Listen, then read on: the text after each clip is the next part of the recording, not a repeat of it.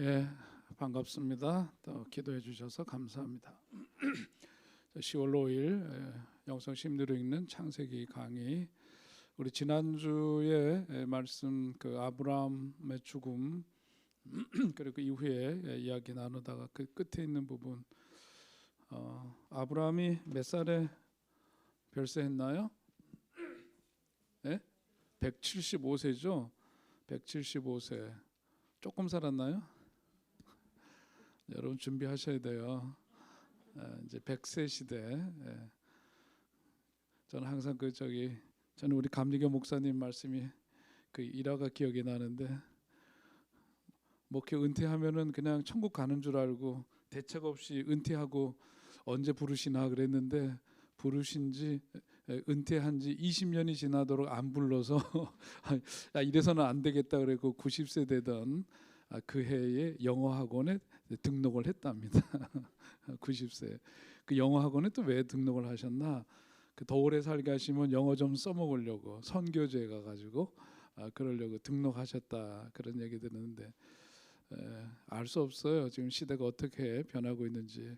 다리 아프면 이렇게 고쳐서 쓰면 되고, 속에 기관에 뭐가 있으면 바꿔 끼면 되고, 이제 그래서 오래 사시는데 건강하게 사셔야 되죠. 아브라함이 175세까지 살았는데 장수의 삶입니다. 성경에서 보면 그 이제 창세기 초반부에 나오는 사람들은 뭐 기본이 한 500년, 조금 많이 살면 900년 뭐 이렇게 오래들 살았잖아요.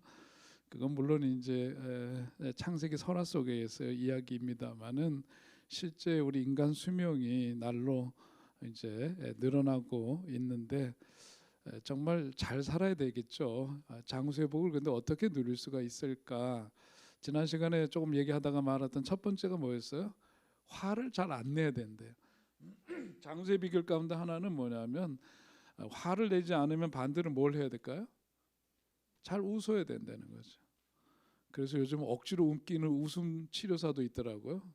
우리 교회 또 최순자 집사님이 한번 뜨면 다 이렇게 자빠졌다 일어섰다 이거 하셔야 돼. 별거 다 하시더라고 보니까. 많이 웃고, 그 다음에 적당히 먹고, 또 운동하고, 사회적인 인간관계가 좋은 사람들, 그게 이제 그런 경우에 이제 장수하더라. 사람이 오래 사는 것보다 중요한 것이 뭐냐면, 뭐라고 해서 지난 시간에 어떤 대상이 되는 것? 그리움의 대상이 되는 거라 그랬어요. 아유, 그 사람은 언제가 이렇게 되면 안 된다. 인생이라는 게 살면서 항상 아쉽고 보고 싶고 그리움의 대상이 된다. 그 인생은 성공한 인생이라고 얘기할 수 있겠죠. 토마스 모어의 얘기 지난번에 읽었나요? 여러분 교재 지금 갖고 계시죠? 지난 시간 그 교재 있으면 거기 토마스 모어의 글 한번, 영혼의 돌봄에 나오는 글인데 한번 읽어볼까요? 거기 시작. 시작했는데 아무도 안 읽네. 사람이 갖는 심리적 불안은 영혼이 온전함을 찾기 위한 하나의 표현이다. 또 다른 말, 불편한 것을 완전하게 하는 것이 아니라 사람은 부족한 채로 거룩함을 찾도록 만들어진 존재이다. 부족한 채로 완전할 수가 없고, 부족한 채로 거룩함을 찾도록 만들어진 존재다. 그러니까 불편한 것을 완전하게 하기 위해서 매쓰고 그렇게 살지 말아라, 그런 얘기죠. 편안해지고 싶어하고 그런 욕구들이 우리들 속에 있는데, 기도하면 편안해져요, 안 편안해져요? 편안해지는데 그 편안이 계속 가요, 안 가요? 기도하고 나면, 기도하는 중에는. 그런데 그런 거 오래 가지 못하더라. 왜 그러냐? 일상으로 돌아오면 뭐예요? 일상으로 돌아오면은 우리가 갖고 있는 기본적인 심성이 상대방을 누구의 뜻에? 나의 뜻으로 끌어오려고 하는 그 마음들이 우리들 속에 작동이 되고 있는데, 그게 안 되니까 안 편하다 그거예요. 우리가 마음의 불편함이나 이런 게 그러죠. 여러분 한번 잘 생각해 보시라고. 관계 속에서 내 마음이 갑자기 좀 불편해지고 이랬을 때 그 원인을 한번 잘 생각해 보면은, 저 인간이 내 마음대로 안 되는 거예요. 그 저 인간이 누구예요? 굳이 얘기 안 해도 가까이에서부터 있죠. 첩첩이 있잖아요. 우리가 살면서 보면 그런 관계들. 자, 그랬을 때 내 뜻대로 끌어오고 싶은 것이 유난히 강한 사람들이 있어요. 예? 그 내 뜻대로 안 되면 거기에 대해서 이런 사람들이 있어요. 그걸 이름하여 뭐라 그래요? 성질이 뭐한 사람? 예?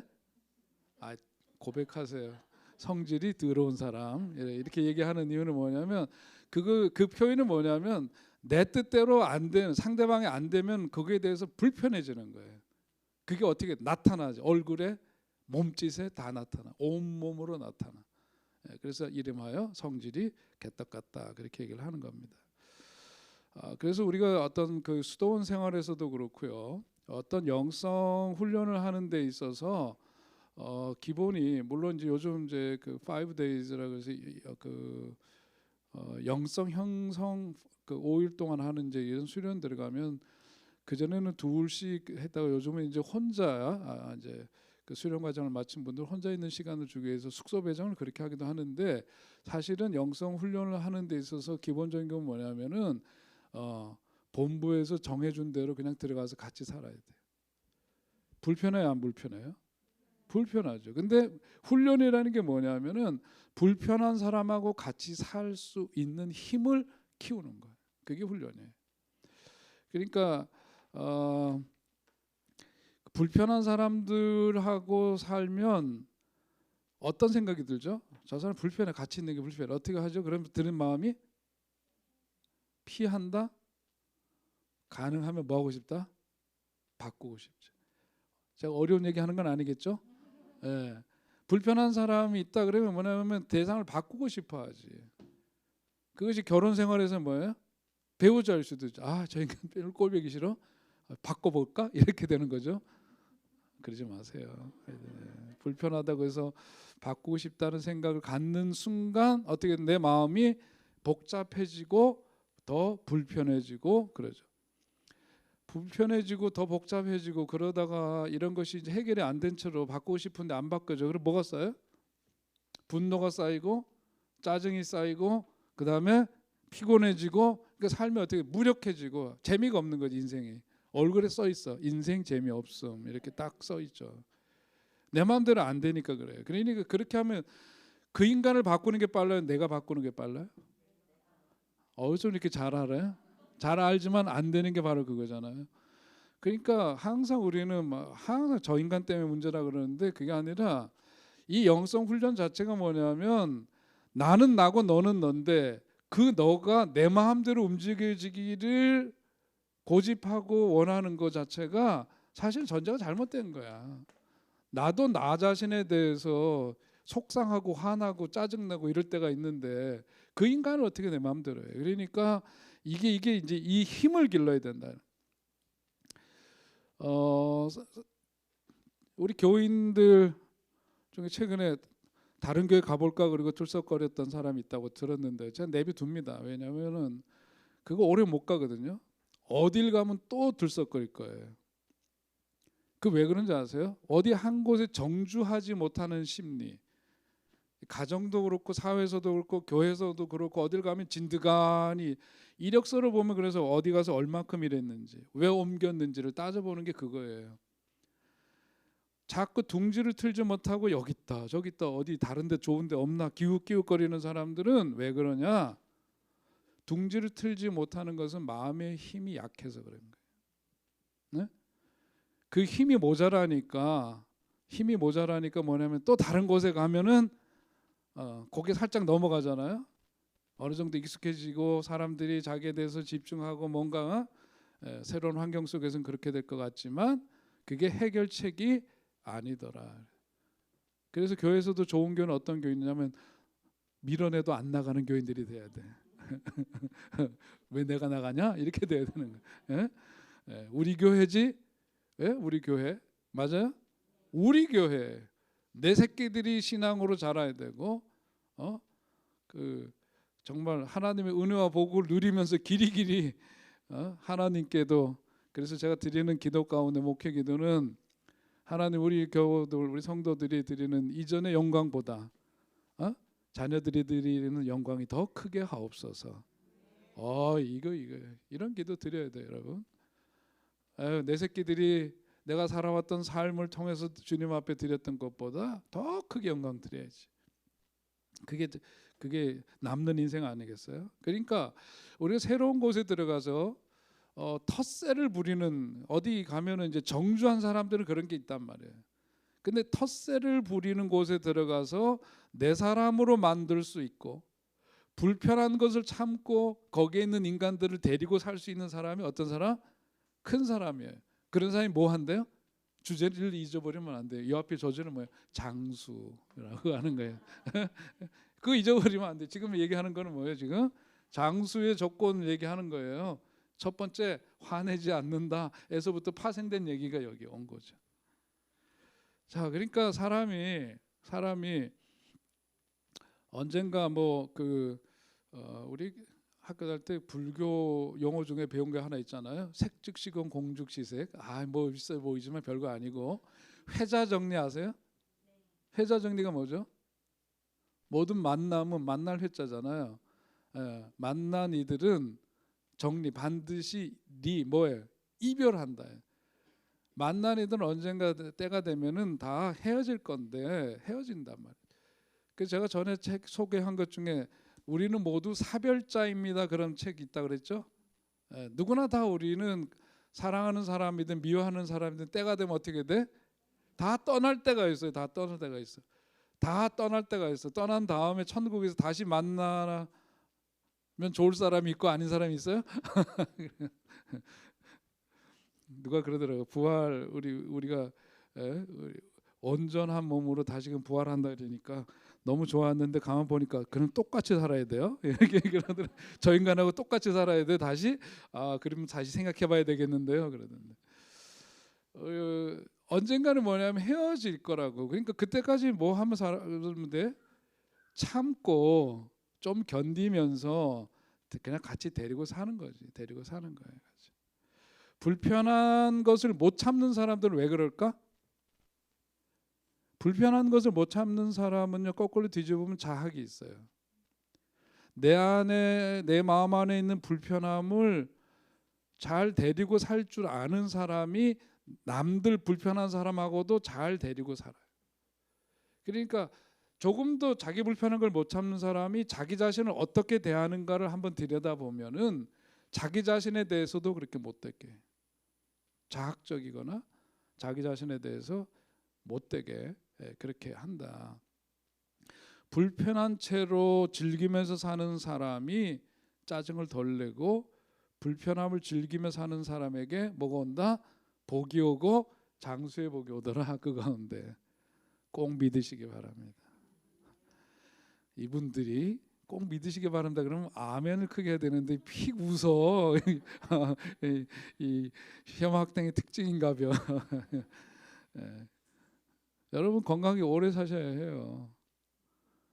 여러분 화내지 마세요. 웬만하면 화내지 마세요. 두 번째는 뭐냐면 마음의 부자가 돼야 된다 그랬죠? 마음의 부자가 된다 그랬는데 예수님께서는 뭐라고 말씀하셨어요? 심령이 가난한 자는 복이 있다. 뭐가? 그 다음에 천국이 그들의 것이다. 그렇게 말씀했는데, 자, 예수님 시대 솔직히 우리가 이제 성경 공부 말씀 이제 설교 시간에 그렇게 그 말씀이 갖고 있는 그 본의를 이제 얘기하지만, 우리 다시 한번요 생각해 보면 예수님이 그 말씀을 하실 때 듣는 청중들이 주로 누구였어요? 배운 사람들이에요? 가진 사람들이에요? 그런 사람 아니었단 말이에요. 진짜 가난한 사람들한테 들려준 소식이었어요. 가난해, 지금 너무 가난하고 사는 게 힘들어. 그런데 예수님께서 그 말씀을 주시는데 가만 생각해 보니까 이 땅에서는 가진 것 없지만 우리가 무엇을 가질 수는 있어? 믿으면 주님 나라를 소유할 수는 있는 거야. 다른 건 못 가졌지만 여러분 그렇게 예수님이 그런 말씀을 주시면서 천국 소망 갖게 하고 비전을 주시고 마음의 위로를 주시고 그랬어요. 근데 그 이후에 이제 세월이 더해 가면서 가만 보니까 꼭 가난한 사람만 믿는 건 아니잖아. 그죠? 예? 믿는 사람들 보니까 초대교회도 보니까 어떤 사람들이 믿었어요? 유대인 그리스도인들 중에서 보니까 가난한 사람들도 처음에는 주로 많이 갈릴리 출신들이 많이 믿었는데 나중엔 유대인들 가운데서도 그래도 권세 있는 자들, 더군다나 복음이 로마까지 진출하게 되니까 어떻게 돼요? 거기에서 왕실에 있는 사람들도 믿고, 맞아요? 사도행전에 우리 지난번에 다 공부했잖아요, 설교 때. 그러니까 이 말씀이 그냥 가난한 사람만을 위한 제한적인 말씀이 아니야. 그래서 그 말씀에 더해서 뭐라 그랬어요? 무슨 사람, 가난한데 뭐가 가난하대? 심령이 가난하다. 심령이 가난하다가 뭐예요? 마음이 가난한 사람은 복이 있다, 천국의 것입니다. 근데 가만 보니까 그 속에 다 포함이 되는 거예요, 실제로. 물질적으로도 가난한 사람도. 그리고 기본적으로 뭐냐면 물질을 많이 갖고 있다가 해가지고 그 사람이 잘 사는 인생 아니거든요. 근데 심령이 가난한 사람이 복이 있다 하는 그 말씀이 이해가 되는 거예요. 보니까 우리가 살면서 지내보니까. 그러니까 이제 그런 말씀들이 더욱더 확장력을 갖게 되는 거죠. 확장력을 갖게 되면서 그 나중에 이제 그런데 누가복음이나 마가복음에서 표현하는 거 보면 그냥 가난한 자는 복이 있다고 그랬죠. 누가복음에. 그죠? 자, 그러면 왜 그렇게 될까? 우리가 이제 권사 시험 볼 때 지방에서 이런 거 다 기본적으로 다 공부해야 되는데, 마태복음 이렇게 해서 이렇게 써요. 마태복음, 그 다음에 누가복음을 누가복음이 있어요. 그 다음에 마가복음이 있어요. 마가복음이 있고, 복음서를 보니까 여러분 우리 복음서 공부할 때 그 평행본문 얘기 들으셨죠? 앞에 위에 표제가 있는데 보면은 마태복음 5장 1절서부터 8절까지 그러면 그 옆에 땡땡 해가지고 누가복음 뭐 몇 장 몇 절에 있고 뭐 이런 거 있잖아요. 그 평행본문이라고 그러죠. 같은 이야기를 전하고 있는데 복음서 기자들이 다른 각도에서 그것을 전하고 있고 이제 그걸 하는 거죠. 그래서 가만 보니까 가장 먼저 쓰여진 책이 무슨 책이에요? 복음서 중에서? 예? 마가복음이죠. 마가복음이 그러니까 가장 분량이 작은 책이 먼저 쓰여졌을까? 가장 분량이 많은 책이 먼저 쓰여졌을까? 작은 책이 먼저 쓰여졌겠지? 예? 예, 우리가 머리를 굴려야 돼 이런 때는. 자, 그래서 가만 보니까 이 마가복음이라는 문서에서 온 거야 이게 마태복음에. 이것이 또 여기도 영향을 줬어요. 여기서 영향을 서로 주고받은 거는 조금 있고. 그런데 가만 보니까 여기에서부터 다 왔는데 그렇지 못하는 문서가 또 있더란 말이에요. 그것을 이름하여 독일어로 이제 켈레라 해서 Q 문서라 그래. 아, 여기도 영향을 주고 여기도 영향을 줬구나. 그래서 여기서 보니까 초기 문서니까 이게 먼저 쓰여진 거니까 여기 마태복음보다 이게 이제 이전에 누가복음, 여기서 보니까 여기는 뭐라고 됐냐면 그냥 가난한 자는 복이 있다 그래요. 가난한 자. 나중에 쓰여진, 후대에 조금 늦게 쓰여졌죠. 마태복음이 이제 나중에 쓰여졌고, 요한복음은 그보다 훨씬 이제 이후에 쓰여졌고, 그러니까 여기서는 더 포괄적인 언어를 쓰는, 심령이 가난한 사람이 복이 있다. 아무튼 자, 마음이 부자가 되어야 된다. 마음이 부자가 되어야만 편안한 얼굴로 죽을 수 있다. 마음이 부자여야 된다. 근데 편안한 마음을 가지려면 어떻게 해야 되느냐? 편안한 마음은 어떤 마음이에요? 편안한 마음.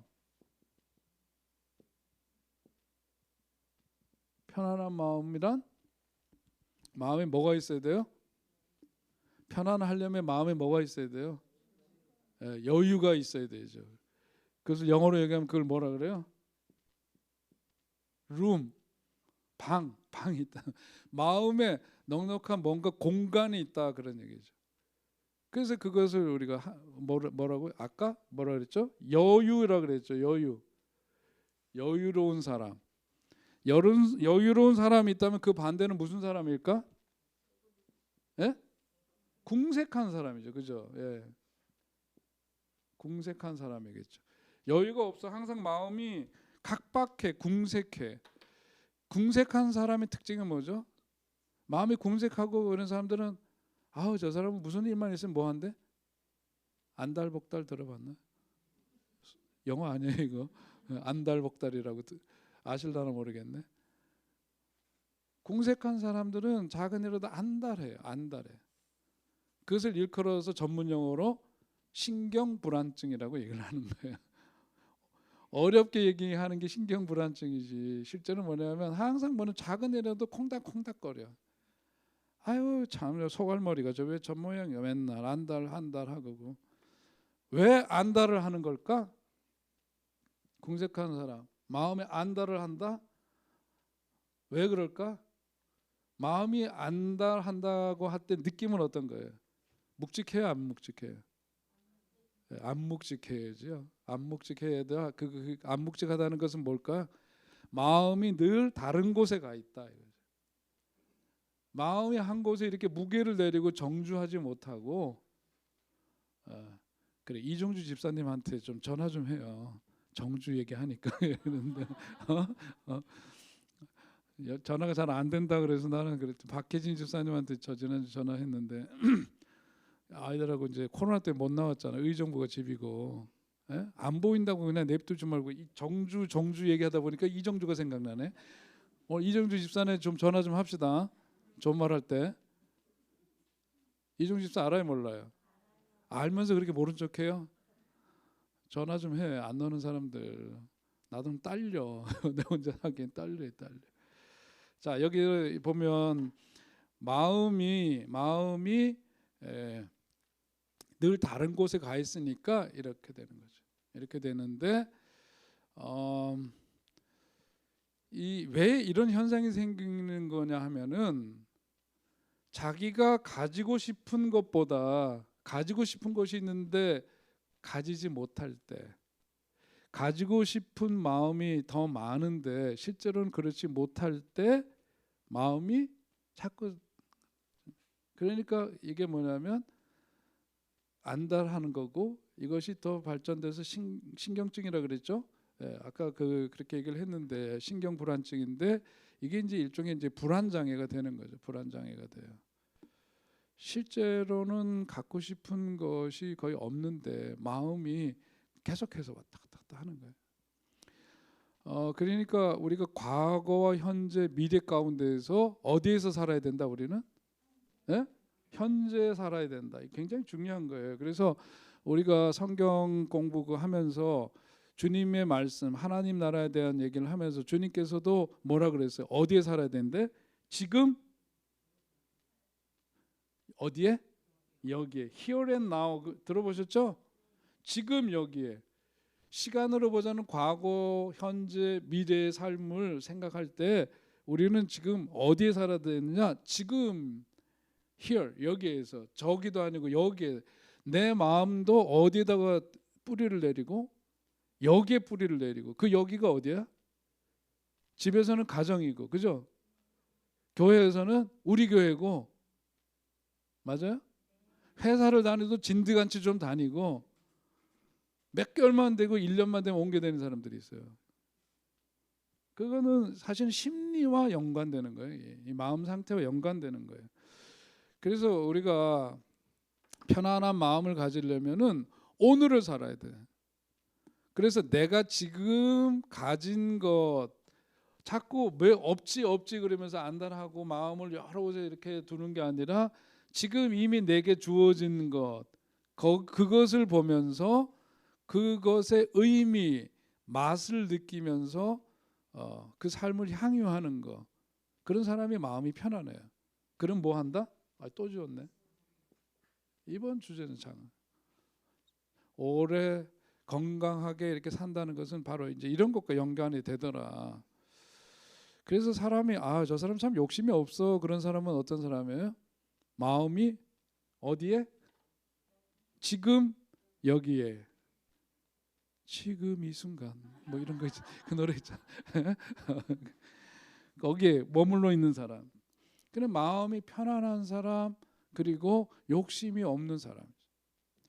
그래서 영성가들이 얘기하는 거는요. 우리가 이제 이런 얘기를 하면 거창한 얘기가 아니라 이걸 생활 속으로 한번 쭉 끌어내려서 한번 생각을 해보자고요. 여러분 밥 먹을 때 뭐 해요? 밥 먹을 때 뭐 해요? 에? 기도 아이고 그러지 말고 기도는 그냥 기본으로 하는 것 치고 밥 먹을 때 주로 밥에 집중해요? 밥 먹으면서 텔레비 보고 밥 먹으면서 스마트폰 하고 땡이야 땡 이거. 영성가들 훈련 속에는 이것도 뭐냐 밥 먹을 딴짓 하지 말아라야. 그게 뭐 히어에 나오는 그것도 포함이 되는 거예요. 화장실 갔을 때 뭐 해라? 집중해라 거기에. 예? 거기 가서 또 뭘 봐? 이것도 들여다보고 앉아있어. 스마트폰 들여다보고 있고 신문 보고 있고 그러지 말라는 거야. 그게 이제 이게 다 연관되는 거예요. 이게 그냥 우리가 이게 무슨 거창한 얘기가 아니라 생활 속에 들어오면은 이게 건강한 삶이고 편안해지는 삶이고 그래요. 밥 먹을 때 계속 스마트폰 보고 있고 화장실 가서도 계속 딴짓하고 있고 이러면은 그 마음이 어떠냐 이게 이렇게 되는 거예요. 요거랑 관계되는 거예요. 그러면 어때? 옆에 있는 사람이 보기엔 어떨까? 아우 저 사람 참 너무 안정감을 느낀다. 맞아? 틀려? 아니지. 그런 게 다 연관이 돼 있더라. 그 사람은 뭐냐면 지금 여기에서 뭘 느껴야 되느냐? 쾌락을 느껴야 된다. 쾌락이 뭐야? 쾌락하니까 맨날 이상한 거 생각하는데 쾌락은 즐거움이지. 삶의 즐거움을 느끼는데 우리 그 영유아기 때 생각해 보면은 아이가 태어나서 자라면서 처음 느끼는 쾌락이 뭐예요? 예? 우리 다 프로이드 얘기하고 그러면서 다 배웠잖아요. 항문기 맞아요? 항문기 때 뭐 하는 거지? 똥 싸는 거잖아요. 배변. 아이들은 뭐냐 처음에 느끼는 즐거움은 그거죠. 쾌락이라고 표현하니까 뭐가 음란한 거 생각하지 마세요. 예, 그러니까 여기서 배변이죠. 배변. 그 다음에 또 뭐가 있죠? 먹는 거지. 뭘 먹어? 엄마 젖을 먹지. 엄마 젖을 먹고 엄마 젖을 빠는 거. 석션 하잖아요. 그래서 아이들이 이렇게 엄마 젖을 쭉 빨 때에 이게 이제 구강 여기가 발달되면서 그게 이제 나중에 언어를 구사하는 것과 관련이 되는 거라고. 그래서 어렸을 때 이거를 강하게 빨죠. 애가 엄마 젖을 강하게 빨아서 어떤 좀 자라면 애들이 엄마가 아이고 아파 이놈의 새끼 이러잖아요. 그러니까 이게 이제 석션하면서 이게 다 발달되고 그것이 왜 그러느냐? 애가 즐거움이 거기 똥 싸는 거 하고 먹는 거 하고 이제 이런 거랑 마찬가지다. 우리가 이 쾌감을 맛보는 게 굉장히 중요하다. 어디에서? Here and Now에서. 오늘 여러분 이제 성경 공부하고 점심도 뭘 먹나 이렇게 하지 마시고 맛있게 드시기 바랍니다. 어떻게? 즐거움으로. 그래서 Here and Now예요. 지금 여기에서 그런 쾌감을 느끼고 생활 속에서 이렇게 돼야 뭐가 어떻게 되느냐? 과거로 돌아가지가 않아. 과거에 한 맺힌 곳으로 다시 돌아가지 않아. 영화 배우 누구지? 나 돌아갈래 뭐 이러다가 이제 설경구 영화에 돌아가지 않아야 되죠. 한 맺힌 그곳으로 돌아가지 않으려면 지금 여기에 머물러 있어야 돼. 여기에 여기에 머무름 그것이 굉장히 중요하다.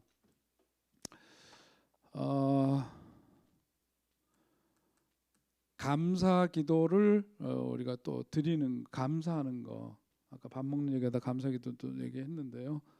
편안한 마음을 가지려면은 현실에 감사해야 되는데 그것이 그냥 우러나오는 감사해야 돼.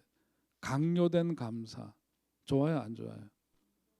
너 이런데 왜 감사 안 해? 그리고 막 억압적으로 그렇게 강요된 감사를 하게 되면 자기적인 감사죠. 그렇게 되면 감사 컴플렉스가 생겨요. 그러면서 감사해야 되는데 실제로 감사하는 마음이 안 생기는데 감사를 강요받았어. 그게 반복되면 어떻게 되지? 나는 감사를 해야 되는데 감사하는 마음이 실제로 안 일어난단 말이에요. 그런 상황 속에 있다 보면 그러면 어떻게 되지? 감사하지 않는 자기 자신에 대해서 어떻게 될 것 같아요? 자기 비난을 하게 된단 말이지. 자기 비난을 하게 되기 때문에 우리가 먼저 알아차려야 되지. 내가 여기에 머물러 있지 못할 때 그 여기가 상황 따라 다를 수가 있겠죠. 그죠? 관계 속에 있을 때도 있고 그것이 어떤 공간적인 것일 수도 있고 그런 거예요. 뭐 교회든 직장이든 아무튼 또 누구와의 관계든 그런 속에서 머물러야 되는데 그렇지 못할 때 대표적으로 뭐지? 배우자와의 관계 머물러야 되잖아. 그 관계 속에. 맞아요? 예. 그런데 자꾸 딴 생각이 든다. 그럴 때는 어떻게 해야 된다? 감사의 그 조건을 찾아보라는 거지. 관계뿐만 아니라 해서 교회에 대해서도 요즘 뭔가 이렇게 좀 그래. 그럴 때 뭘 해보래? 감사를 찾아보는 거지. 예? 나 어려울 때 우리 교회 식구들이 어떻게 나를 위해서 기도해줬고 우리 집안 식구들을 위해서나 내 어려운 일 있을 때 얼마나 지지해주고 기도했는가. 그리고 내가 울며 기도할 때 교회 나와서 기도할 때 예배 드릴 때 그럴 때 하나님이 얼마나 많은 은혜를 주셨나 이런 걸 기억하고 그러면서 그러면 어떻게 돼? 마음이 어떻게 되죠? 여기 편안해지고 여유롭게 되고 또 요거랑 관계가 되는 거예요. 세 번째는 뭐냐면 희망을 가져라 하는 얘기예요. 스페스라고 하는 건 라틴어인데요. 괜히 써놓은 거예요. 심리적인 건강을 유지하는 세 가지를 제시했어요. 성경에 보면 그게 뭐냐면 심리적인 건강을 위해서 믿음, 소망, 사랑 그거죠. 그 중에 제일은 사랑이라고 얘기를 하는데 신경 불안증에 아까 걸린 이런 이들에게 있어서 가장 그 중에 제일은 뭐다? 소망이다, 희망이다. 우리가 소망을 하면은 그 우리 몸에서도 그런데 호르몬의 변화가 있대잖아요. 세라토닌인가 뭐가 나와가지고 그 기분이 상승되고 그런다는 거고. 제가 그 전에 그 직장에 그 한 달에 한 번씩 직장 설교를 하러 여러 군데 다녔었는데 그 중에 어느 직장에 그분들은 그 뭐지 그 유통관계 하면서요. 하여튼 뭐 그런 일을 하는 곳이었어요. 직원들이 많은데 참 힘들어요. 근데 그분들하고 얘기를 나누다 보니까 그분들이 공통점이 있더라고. 월요일 날 복권 산대. 왜 복권 사냐 그랬더니 월요일 날 복권 10,000원 주고 복권을 딱 사면은 그게 하나의 희망이 된대. 야, 10,000원 갖고 떡 사 먹지. 왜 우리는 그런 짓을 하나 그런 생각이 들잖아요. 근데 그분들은 아니에요. 그 복권을 사는 순간 한 주간 동안 힘이 난대. 한 주간 동안 힘이 난대. 야, 그래서 드는 생각이 상황은 다르지만 우리들에게 있어서는 희망한다는 게 얼마나 참 중요한 일인가 그런 생각을 했습니다. 희망을 갖게 되면 희망 자체가 뭐죠? 그 자체가 여기서 말하는 뭐예요? 어디 갔지? 요거 즐거움. 희망 자체가 우리들에겐 즐거움이 되는 거죠. 쾌감을 주는 거예요. 해밍웨이가 이런 얘기를 했답니다. 인간의 죄 중에 희망을 버리는 것이 가장 큰 죄다 그랬고, 괴테는 그 유명한 소설이죠. 파우스트. 거기에서 사람이 아무리 괴로운 처지에 있어도 치료될 수 있다는 희망을 버려서는 안 된다 그랬어요. 그러니까 요즘 사실 뭐 이제 갑자기 뜻하지 않게 암 선고를 받고 이런 경우들 참 많이 있잖아요. 여기서 가장 중요한 거는 제가 목회를 하면서도 많은 분들 그런 경우들을 보면서 분명하게 제가 말씀드릴 수 있는 게 있어요. 마음이 꺾이면 병에 져요. 제일 중요한 게 마음이에요. 멀쩡하던 사람이 암세포라는 게 막 속에서 콕콕 찌르고 막 그래요? 안 그러죠. 이놈이 소리도 없이 자라는 거기 때문에 못 느껴요. 평상시에 내 몸에서 세포가 자란다는 게 못 느낍니다. 언제부터 느낀지? 진단받고 나면 그때서부터 내가 환자네 그리고 아파 막 갑자기 얼굴도 허해지고 밥맛도 없어지고 막 그러잖아요. 그러니까 이제 거기서부터 꺾이면 안 돼요. 제일 중요한 게 뭐냐면 약발도 들으려면은 소망이 있어야 돼. 희망을 가져야 되고. 우리 남궁 권사님 여러분 보셨잖아요, 그죠? 예. 지난번 우리 떡까지 얻어 먹었잖아요. 맞아요? 야, 좋은 떡도 보내줬어. 그분 보면 그래. 입안이 막 실핏줄이 다 터져가지고 뭐 물 한 모금도 마시기 어려운 항암하는 과정이 얼마나 어려워요, 막. 몸을 완전 죽여놓고 다시 살리는 거니까 그걸 벌써 몇 번을 하는 거야. 근데 그분을 보면은 참 하나님이 저를 쓸모 있다 여기시면은 쓰실 건데 아마 일찍 데려가시면 좀 손해실 걸요. 뭐 이제 이래요. 그리고 좋은 일 많이 하고 또 섬기는 교회도 자기로서는 최선 다하고.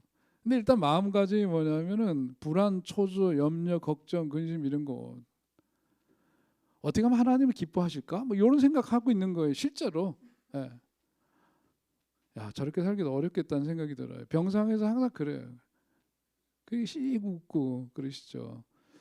야, 그러니까 말기암도 지금 몇 번째인데 그냥 이겨내고 그냥 멀쩡해서 또 떡잔치하고. 아유 참, 그런 겁니다. 희망을 갖는 게 중요하다. 끝으로 네 번째, 먹고 입고 자는 것에 신경 써라. 예. 아, 그거 있더라고. 남자들은요, 그 냄새 알아요? 호레비 냄새라고 아시나? 예? 그 호레비 냄새 뭔지 알아요? 그게 뭐 호르몬 관계 때문에 나는 냄새예요. 그래서 그 때문에 나이 들면 뭐 해야 돼?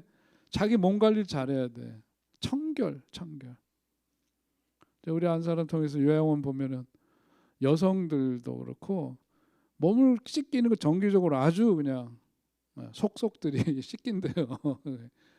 청결을 유지해 주는 게 우선이에요. 우선 우리 마음이 자기 몸을 잘 그렇게 가꾸고 돌보는 거 하고 입는 것도 중요합니다. 입는. 여러분 요즘은 뭐 이제 그전하고 많이 달라졌지만 예비군 훈련 가면은요, 예비군 훈련 소위 깨구리복이라고 입혀놓으면은요 사람들이 다 어떻게 돼요? 다 이상해져요. 깨구리복 입고 나면은 총 찔찔 끌고 댕기고 말 안 듣고 뭐 괜히 이러고 그런다고. 이 사람들이 사회 나오면 멀쩡한 인간들이에요. 옷을 그렇게 해요. 제복을 입히는 이유가 바로 그겁니다. 교복 입고 이런 시대 이제 다 지나갔지만은 군인이든 경찰이든 뭐 보면 그 정복을 딱 하잖아요. 그러면 벌써 사람이 달라 보여요. 저는 뭐 죽어라고 넥타이 안 메고 댕기지만 이거 목 졸라매고 나면은요 조금 마음가짐이 달라져야 하는데. 근데 옷 굉장히 관계돼요. 신체적인 어떤 욕구가 채워졌을 때에 본능을 움직이고 그것이 정신적 에너지가 된다고 얘기를 했어요. 프로이드가 그런 얘기를 했습니다. 그러니까 신체적인 욕구를 채우고 살아야만 정신적인 에너지가 건강한 쪽으로 쓰일 수가 있다. 그러니까 몸은 예민하기 때문에 아무거나 입혀놓으면 아무렇게나 행동하게 돼 있대요. 그래서 이제 의복이 사람을 바꿔놓는 그런 겁니다. 내가 내 몸을 아낄 줄 알아야 되는 거 굉장히 중요한 문제죠. 그래서 핸드릭스가 얘기한 거 나오죠. 그렇게 교재도 성장하면서 갖게 된 사람들의 고민, 유아기 때는 아이들의 고민은 다른 게 아니에요. 자기를 지켜주고 자기 생명과도 같잖아요. 엄마가 없어질까 그런 거고, 아동기 때는 친구가 제일 중요하죠. 친구한테 왕따 당하거나 이럴까봐 이제 그게 제일 큰 고민이고, 청소년기는 어른들이 기대하고 자기 실조의 갭, 그 차이에 대해서 걱정하죠. 납득이 안 가는 문제에 대해 집착도 하고 남이 나를 어떻게 생각할까에 대해서도 가장 많이 고민하는 때죠. 그 남을 많이 의식하잖아요. 그죠? 청소년 때는 특별히 그래요. 치마 길이가 1cm가 짧은들 올라간들 남들은 아무 관심이 없고, 머리에 핀을 이렇게 꼽았는지 저렇게 꼽았는지 아무런 관심이 없는데 그냥 만지고. 요즘 또 구리뿌라 그러는 게 뭐예요? 원단이 뭐야? 나는 그거 모르겠더라. 에? 그루프? 이거 영어인가 불어인가 모르겠네. 하여튼 여러 말아가지고 다 자기 나름대로는 그게 굉장히 그 포인트야. 옛날에 언니들 다 해봤죠? 깻잎 머리. 내가 보니까 여기서도 깻잎 머리 했던 분들 좀 계신 것 같은데 보니까. 그 청소년기 때는 그거죠. 관심, 고민이 그런 거예요. 남이 의식하고 그런 거. 청년기 때는 자기 진로에 따른 능력 이런 것들. 중년기에 이르러서는 굴레를 느낄 때 걸리는 것이 많은데, 주부들, 소위 이제 하우스와이프, 일하지 않는 이제 가정주부들 같은 경우에 특별히 그렇죠. 저도 우리 안 사람이 40대 중반인가 자는데 깨우더라고요. 새벽 2시인가 했는데 잠이 오냐 그래요. 새벽기도 가야 된다. 난 자야지 그 시간에. 어떻게 잠이 오냐? 왜 그러냐 그랬더니 나는 누구냐? 그때는 이제 일을 할 수 없는 상황이었고 이제 그런데 이제 나는 목사인데 사람들이 부르기는 사모라고 하지만 사모의 정체성이 도대체 뭐야? 이건 나는 내 인생은 어떻게 되는 거야? 이렇게 되는 거죠. 이런 거가 언제? 중년기 때 오는 거예요. 중년기 때. 그런 컴플렉스를 자기 충전을 하지 못하게 되면은 이제 그렇게 돼요. 그럼 퇴행을 할 수가 있기 때문에 그렇거나 또 중년기 때는 뭐냐면 하고 싶어도 못할 때가 있지. 뭐 때문에? 자식 때문에, 나이 때문에, 돈 때문에 못하고 그렇게 되잖아요. 이제 이런 거 굴레를 느낄 때 그런 것이 가장 큰 고민이고 갈등이 되는 거고 남자들은 또 사춘기를 맞이하면서 사춘기가 인생의 가을에 이제 산산한 바람이 불면서 이제 내 마음 나도 몰라가 되는 이제 그런 경우들이 다 중년기 때 오고 장년기 이르러서는 되게 뭐예요? 자녀들이 둥지를 떠나는 데서 오는 빈둥지 증후군 이게 이제 그때 나타나게 되면서 빈둥지 증후군이라는 게 사실은 다른 게 아니죠. 우리가 애들을 이제 넓은 세상으로 보낸다가 아니라 자식들이 나를 떠나고 버렸다고 생각하는 이제 그런 게 심리적으로 오니까 거기에서 이제 갈등이 생기고 고민이 생기는 거죠. 노년기에 이르러서 보니까 노년기는 어떨까요? 우리 얼마 전에 그런 목사님 만났는데 친구가 없대. 관계가 많으신 분이 친구가 없대.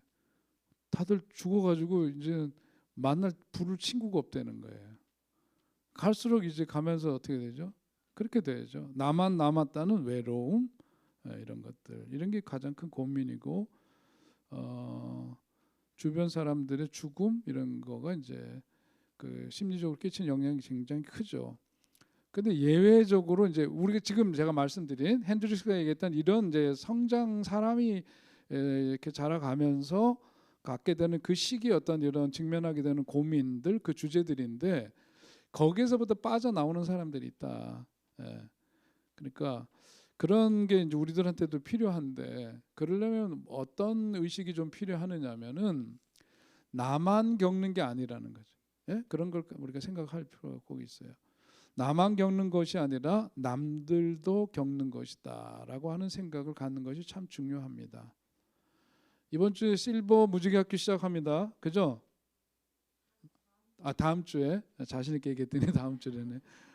전도해서 우리 모시고 들어오면 즐겁고 재미있는 시간 될 것 같아요. 정말. 더구나 등록비도 없대요. 재밌을 것 같아. 왜 이렇게 진지하게 듣지? 그 노년기에서는 그게 특별히 중요해요. 같이 곁에 말 상대가 있고 함께 동무가 있다는 게 굉장히 중요한데 그런데 그런 자리가 굉장히 내 삶에 도움이 되죠. 나만 겪는 문제가 아니라는 생각을 해야 되고요. 현재 문제를 너무 심각하게 생각할 필요가 없어요.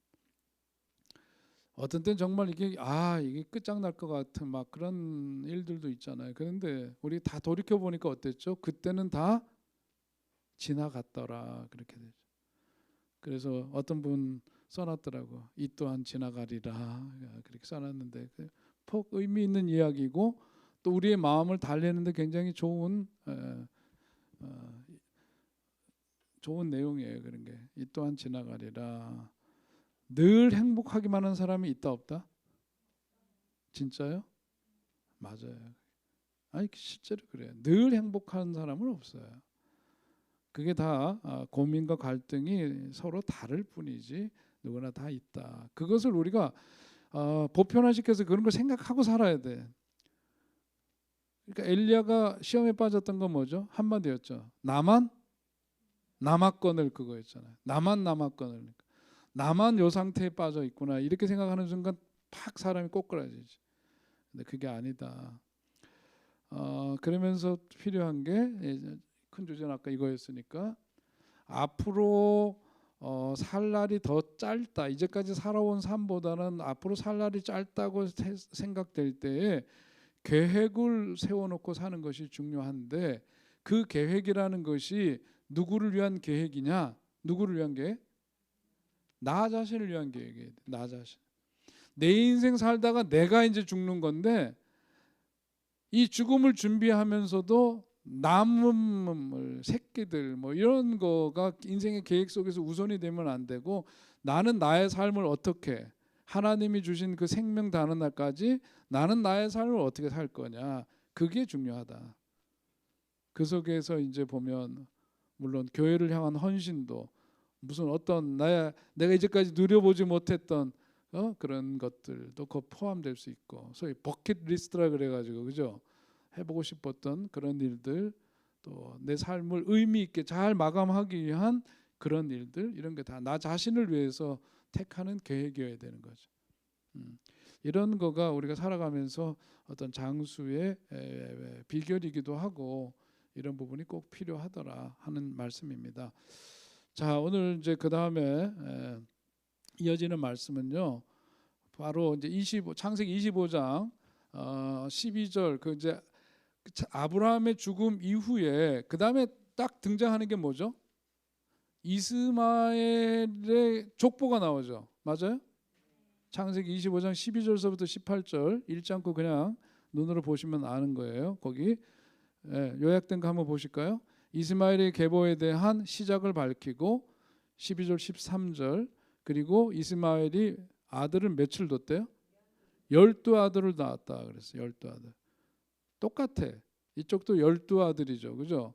그래가지고선 12지파가 형성되듯이 이스마엘도 12아들을 낳았고 12아들이 12방백을 이루게 되었다. 16절에 나오죠. 17절에 보니까 그렇게 해서 이스마엘에 대한 족보가 나오고, 그가 몇 살에? 137세에 죽었다.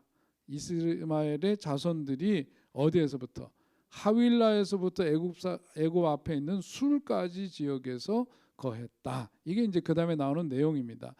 자, 아브라함의 사라의 죽음에 이어서 아브라함이 죽고 이러면서 이제 그 아버지 세대가 끝나고, 그 다음에 이제 자식 세대로 넘어온 이야기인데, 앞에서 우리가 이삭이 장가간 얘기 보셨죠?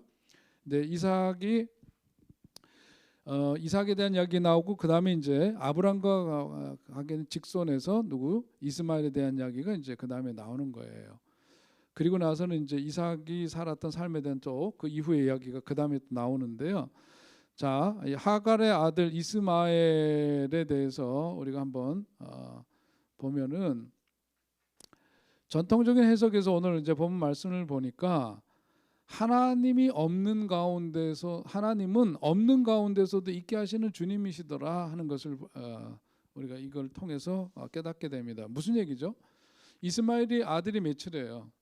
12이었고 12이 그 하나하나가 족속을 이루게 된다. 큰 민족을 거기도 이루어요.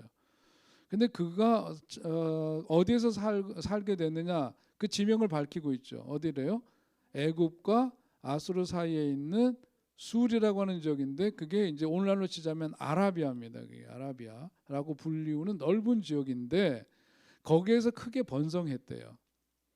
그런데 이스마엘 족속의 그 번성은 거슬러 보니까 이미 그가 아브라함의 집에서 쫓겨날 때 이스마엘과 관련해서 하갈과 아브라함에게 약속을 하셨어. 창세기 16장, 17장, 20장에 나오는 말씀이에요. 그래서 그들을 그대로 그냥 집에서 그냥 쫓아내고, 하나님께서 언약의 아들 이삭을 통해서만 가는 그런 이야기가 아니라, 그 과정에서 인간의 어떤 연약함, 부족함 때문에 생긴 결과지만 하나님께서 그들을 거두시죠.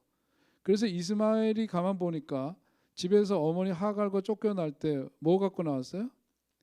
가죽 부대에 물 담아 가지고 그냥 광야로 쫓겨났던, 완전히 그냥 빈털터리에서 그 쫓겨난 인생이 되었는데, 그가 이제 나중에 보니까 어떻게 돼요? 민족을 이루는 그런 것, 그게 다 하나님께서 약속하신 결과였고, 그렇게 하나님이 약속하신 것이 이루어지는 것을 우리가 보게 되죠. 가죽 부대 물 하나 담고 나선 길이었지만 하나님께서 그 걸음을 복되게 하시고 그를 외면치 않으셨다. 없는 가운데서도 있게 하시는 하나님을 그를 통해서 보게 된다 하는 거죠. 두 번째는 세상 역사는 택한 자를 중심으로 진행된다는 건데 출생 순으로 보자면 누가 장자예요? 이스마엘이죠. 이스마엘이에요. 그런데 불행히도 그는 하나님의 언약의 아들이 아니었다. 하나님의 언약이 아닌 그저 아브라함과 사라가 그렇게 육신을 따라서 육신의 육을 따라서 태어난 존재였고 그래서 하나님의 언약 가문의 장자가 될 수는 없었다는 거죠. 그래서 어떻게 돼요? 그 가문에서 쫓겨나는 신세대였고 본문 이후에 보니까 그들의 후예와 함께 다시는 성경에 그 이름이 언급되지 않게 되는 겁니다. 자, 이런 걸 보면서 자, 여기서 보니까 말이에요. 여기 이제 오늘 본문 거기에서도 그 본문을 읽다 보면은 이스마엘이 그 후손 얘기. 이스마엘이 어디냐면 하윌라에서 수리에 이르는 지방에 퍼져 살았는데 그들은 모든 형제들과 뭐 하는 자리에 섰대요? 예? 그가 차지했던 그 땅은 그의 형제들과 뭐하는 맞서는 자리라 그랬어요. 옛날에 그 성경을 옛날 개역 성경에는 모든 고륙의 형제들과 맞서 자리를 잡았다 그렇게 되어 있어요.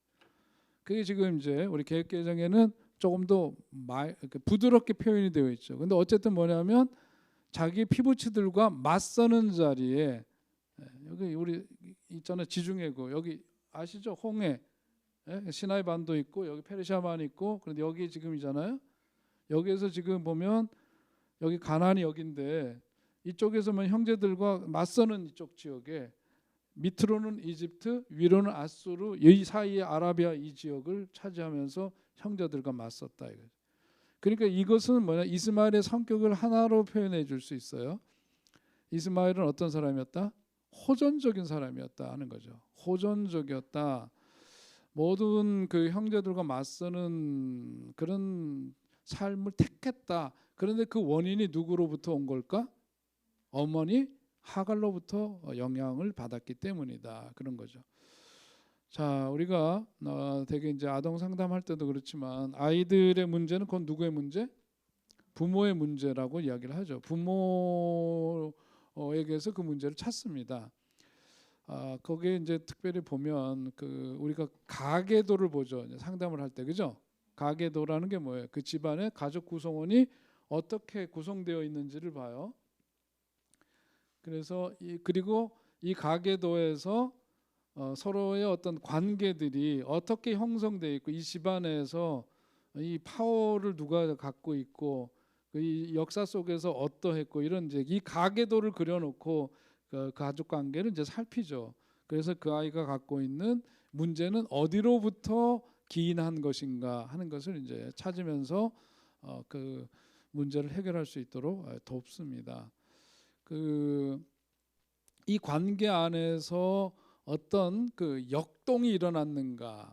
이 관계 속에서 역동이라고 하는 것은 뭐냐? 역동이 뭐죠?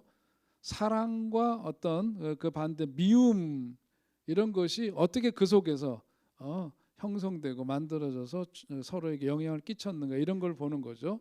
이제 이 역동이 결국 뭐죠? 에너지죠. 그 가족 속에서 그 에너지가 어떻게 영향을 끼쳤는가 이런 건데, 자 우리가 한번 생각해 보시죠. 하갈과 이스마엘을 이 아브라함의 그 집안 족보 가계도 속에서 이렇게 놓고 보자면은 자 우리가 상식적으로는 생각할 수 있을 거예요. 아브라함이 결국은 어떻게 됐어요? 자기가 저질러 놓고 어떻게 했지? 사라가 나중에 방방 뜨니까 쫓아냈단 말이죠. 그러면 하갈과 이스마엘의 마음속에 뭐가 남았을까? 뭐가? 난 참 좋았어요. 그럴 수가 없지. 뭐가 남아요? 적개심과 분노가 남았겠지. 구체적으로는 뭐지? 이스마엘은 누구에 대한 증오? 아버지에 대한 증오가 있었을 것 같아. 그렇지 않아요? 아버지에 대한 증오. 그거는 그 이스마엘만 가졌을까? 남편에 대해서도 하갈도 가졌을 거예요. 그러니까 하갈이 아버지에 대한 그 증오를 아이에게 넘겨줬다고 얘기할 수 있어요. 사라를 업신여기다가 쫓겨나서 홀로 아들을 키웠는데 결국은 그건 뭐냐면 그런 분노와 적개심을 갖고 아이를 키웠으니까 그 아이에게도 그것이 그대로 전이가 되는 거죠. 그대로 그렇게. 자, 이런 분노를 끌어안고 살면은 심리적으로 보자면은 이 사람을 일컬어서 뭐라 그래요? 어떤 성격 장애라고 할 수 있을 거예요. 좀 환자죠, 환자. 좀 극단적으로 얘기하면 환자가 환자를 키웠구나 이렇게 볼 수가 있다 그런 얘기입니다. 사람은 누구의 영향을 받아요? 가장 자주 보는 사람의 영향을 받아요. 그래서 어렵게 표현하지만은 그게 누구야? 주 양육자, 주로 그 아이를 기르는 양육자가 누구냐? 그게 뭐죠? 가장 많이 접하는 사람, 자주 보는 사람, 거기에 영향을 받기 때문이고 내 눈에 보이는 사람들로부터 뭘 배워요? 생존과 삶의 방식을 배우게 되는 거니까 이스마엘의 삶은 결국은 누구의 영향? 하갈의 영향, 하갈의 마음 상태, 하갈이 끼쳤던 그 영향이 고스란히 이스마엘에게 옮겨왔다고 볼 수 있을 겁니다. 오랜 시간 아버지를 볼 수가 없죠. 더 이상 그죠? 어린 나이에 쫓겨났습니다. 아버지는 이미 아버지 집을 떠났고 그 다음에 자기가 장성해서 일가를 이루고 그러기까지 가장 그 삶에 지대한 영향을 끼친 것은 엄마죠. 엄마 하갈입니다. 그러니까 호르몬이 밑에서 자랐다. 우리말로 그 지금 표현하면 그런 거겠죠. 호르몬이 밑에서 훌륭하게 성장한 아들 많죠. 그러나 반대로 호르몬이 밑에서 성장하면서 왜곡된 사랑과 어떤 그 집안마다 다르지만 그 어머니가 어떤 마음을 지니고 살았는가에 따라서 그것이 고스란히 누구에게? 그 자식에게로 그대로 가게 되어 있는 것이죠. 자, 이렇게 되면은 오해를 하시면 안 돼요. 호르몬이 밑에서 자라면 문제가 있다 이렇게 얘기하는 게 아니라 자, 이제 이 집안 가계도에서 완전히 분리되어서 하갈하고 이스마엘하고 둘만 살아요. 전적으로 이 아이의 성장은 하갈에 의해서 덮어 씌우기가 된 거라고 볼 수 있겠죠. 맞아요? 네, 그렇게 볼 수 있는데 이렇게 되면은 이 속에 다른 것이 들어갈 수 있는 틈이 없다. 심지어 누구마저도 하나님마저도 이 속에 들어갈 틈이 없다라고도 얘기할 수 있는 거죠. 이런 것을 통해서 보면 이제 하갈이 갖고 있었던 문제를 어떻게 볼 수 있을까 하는 건데요. 그는 이제 신경증적 애정 욕구, 결론적으로 얘기하면 이제 그렇게 표현할 수 있는데 이런 이제 가계도 속에서 이제 하갈 그리고 하갈이 그동안 이제 했던 행위들 이런 것들을 이제 종합해서 생각을 할 때에 할 수 있는 이야기인 거죠. 그리고 그것이 이스마엘에게 영향을 끼쳤다는 전제 속에서 보자면 그런 건데요. 신경증적 애정 욕구라고 하는 것은 뭐냐면 사실은 상대방을 사랑하지 않는데 나 스스로 상대방을 사랑하고 있다고 믿고 있는 것, 이렇게 정의를 내릴 수 있습니다. 그 이유는 뭐냐면 불안 때문인데 내 마음이 불안하기 때문에 그러다 보니까 신경증적인 애정 욕구, 심리적인 어떤 그 욕구가 우리들 속엔 다 있는데 그것이 이제 그 실제로는 그런 것이 아닌데 이제 그렇게 한단 말이에요. 그것은 이제 일컬어 신경증적인 욕구라고 하는데, 자 그렇게 되면은 뭐냐면은 우리가 그 일상에서 예를 들면 남편이 늦게 들어오는 것에 대해서 지나치게 화를 내. 남편은 뭐냐 부인이 없으면 너무 막 화를 내. 또 어떤 이제 부부 관계고 그러는데 왜 오버한다고 하는 느낌이 들 때 있죠. 지나친 애정을 표현하는 그런 경우들, 또 지나치게 분노하는 경우들, 이런 경우에는 이것이 이제 범상치가 않죠. 심리적인 어떤 문제가 있다고 하는데 그게 뭐냐면 심리적인 애정 욕구다. 애정 결핍인 부모가 아이를 낳게 되면은 아이들이 그와 같은 유사한 그런 증상이 나타날 수 있다고 봅니다. 아이들이 부모가 신경을 안 쓴다는 것을 모르고 자꾸 부지런히 부모의 사랑을 받기 위해서 뭔가를 하는 것, 이런 게 다 이제 이것과 연관이 되는 거예요. 이런 것과 연관이 되는 겁니다. 근데 이런 아이들 이제 자라면서 마음속에 뭐가 생기느냐? 적개심이 생긴다 그러죠. 그리고 이 적개심이 자기 부모에게 안 가고 어떻게 되느냐? 그 다른 사람, 성장해서는 다른 사람, 그게 누구야? 자기 남편일 수 있고 아내일 수 있고, 그리고 그 자기가 누군가에게 잘해주는데, 그 배우자에게 잘해주는데, 내가 이렇게 잘해주고 내가 이렇게 잘해주는데 너는 왜 나한테 그렇게 안 해주느냐 하면서 그 적개심을 표현하게 된다. 그러니까 그 배우자에게 지나치게 이렇게 애정을 표현하고 지나치게 잘해주고 이러는 것은 심리적으로 뜯어보니까 자기 안에 있는 적개심을 숨기기 위한 방법으로 사용한다는 거죠. 신경적 애정 욕구라고 하는 건 이제 그렇게 나타나게 되더라 그런 거예요. 그게 이제 이스마엘하고도 연관이 되고 그러는데요. 자, 요거 이스마엘 오늘 여기까지 해야 될 시간이 여기까지. 그 얘기 마무리 다음 시간에 잠깐 짧게 마무리하고 그다음 25장 그 이제 리브가 하고 이삭 관계에서 이제 야곱과 에서가 태어나서 생기는 문제 거기로 들어가도록 25장 19절 이후의 말씀 보도록 하겠고 시간이 돼서 오늘 여기까지 하겠습니다. 질문 있나요? 네, 기도하시죠. 하나님, 오늘도 좋은 만남 주심을 감사합니다. 또 잘못된 가르침은 지워주시고 우리의 마음속에 또 내 삶의 성장을 위해서 필요한 이야기들 마음속에 잘 간직하고 삶에 적용하고 또 그 말씀대로 행함으로 또 우리의 삶이 더욱더 풍성해지게 하시고 성숙에 이르를 수 있도록 인도하여 주옵소서.